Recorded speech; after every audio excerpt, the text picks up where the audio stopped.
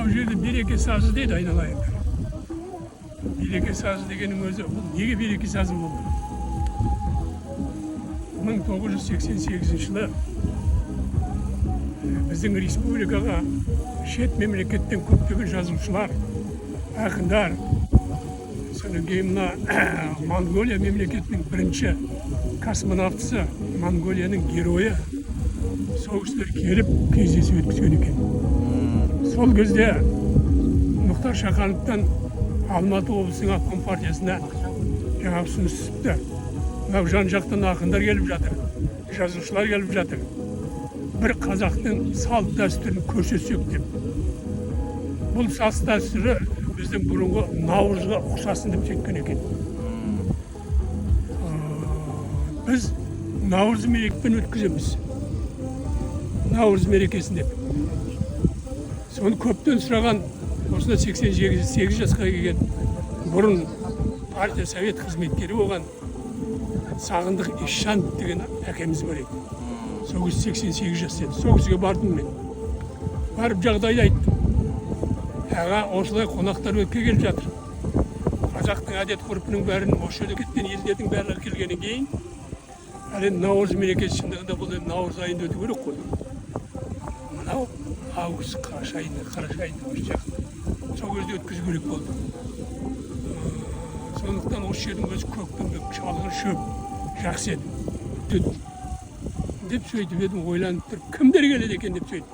Айттым, жаңағы ақын жазушылар келеді екен шет мемлекеттен. Содан кейін біздің 16 облыстың идеологияны басқарған обкомның хатшысының орынбасарлары келеді. Бүткіл облыстың культураны басқарған, мәдениет жағын басқарған азаматтардың барлығы келеді. Мына республикадағы мәдениетті басқарып жүрген адамдардың бәрі келеді. Деп сөйтіп едім, мұнда қазақта бұрын тойы бар еді. Күзем деген байлар өткізуші еді.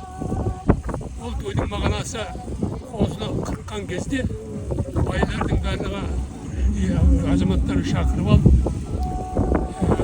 сол бір қойын сойып, бір көкпарын беріп сөйтіп шығарып жерледі. Сенің айтысыңа қараған бұл күзем тойы болмайды екен. Биыл 88 жыл өзі берекелі жыл болып отыр. Республикамыз бойынша. Сондықтан осы береке мейрамы деп өткізіңдер деп. Сондықтан сол мереке мейрамы деп, сол дәстүрлі біздің әдет ғұрпымызды көрсететін үлкен той деп.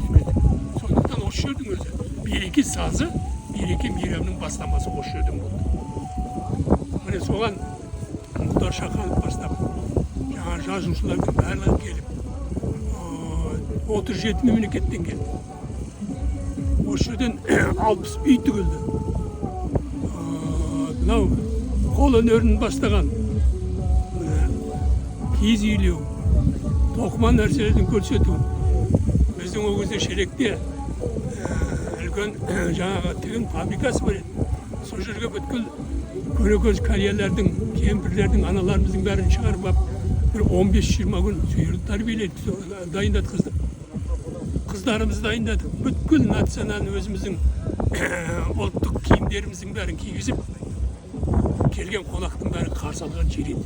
Сондықтан бұл жер берекелі жер. Бұл жер жақсы жер. Содан бері ғана осы жерді елдер біраз айдатамыз. Жер қыламыз дегенде мен ешқайсысына рұқсат бермей, осы жерді қорғап жүрген азаматтың бірі мен.